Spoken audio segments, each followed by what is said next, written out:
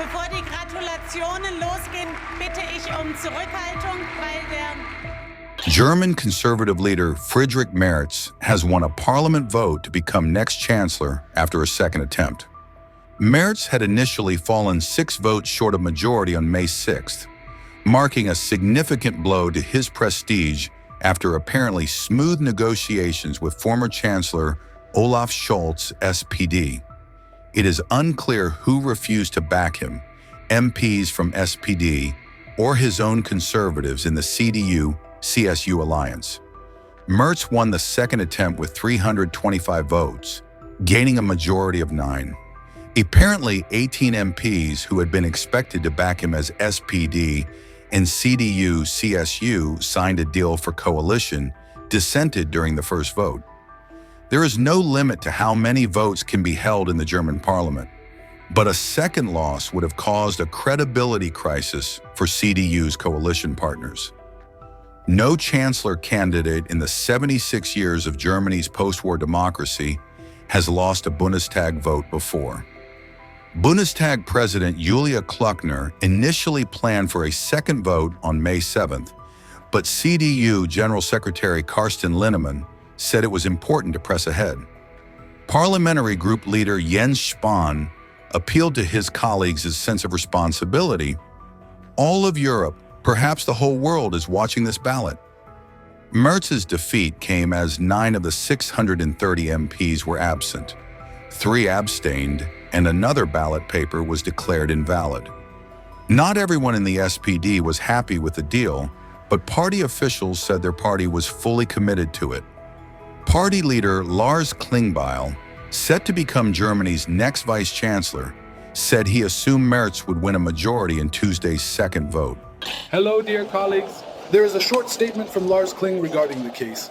That in this way, we have succeeded, that we will now jointly apply with these factions for a second round of voting today, for this we made a proposal this morning with Friedrich Merz as federal chancellor.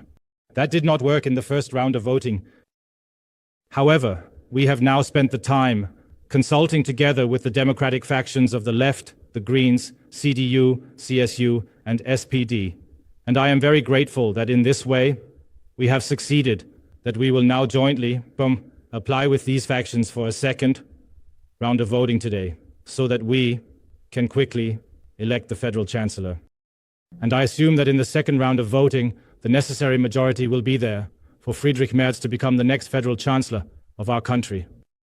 A stable government will be formed so that we can very quickly also have a reliable... It is a serious situation we are in. Germany is in a situation where we have been experiencing a brutal, illegal war of aggression against Ukraine here in the middle of Europe for 3 years. We are in an economic situation where we are witnessing job cuts, with industrial jobs at risk of disappearing from Germany. And we are experiencing increasing polarization in domestic politics as well. All of this presents us with great challenges. That is why it is important for Germany to have a stable government, so that we can very quickly work within reliable structures and ensure that this country is strong and well governed. With Friedrich Merz as federal chancellor. That did not work in the first round of voting. Thank you very much. Far-right party Alternative for Germany, which was in the second place in the February elections at 20.8% of votes, called for fresh elections amid the debacle. Close to 24 hours earlier, the messaging was of Germany under a stable government, putting 6 months of political paralysis to an end. Despite having a narrow majority of 12 seats, the agreement between the conservatives and center-left was seen as far more stable than former Chancellor Olaf Scholz's traffic light coalition of 3 parties, which fell apart last November after he fired Finance Minister and FDU leader Christian Lindner over debt spending. The SPD slumped to its worst post-war election result in 3rd place, with parties refraining to partner with AfD for a majority over alleged extremism.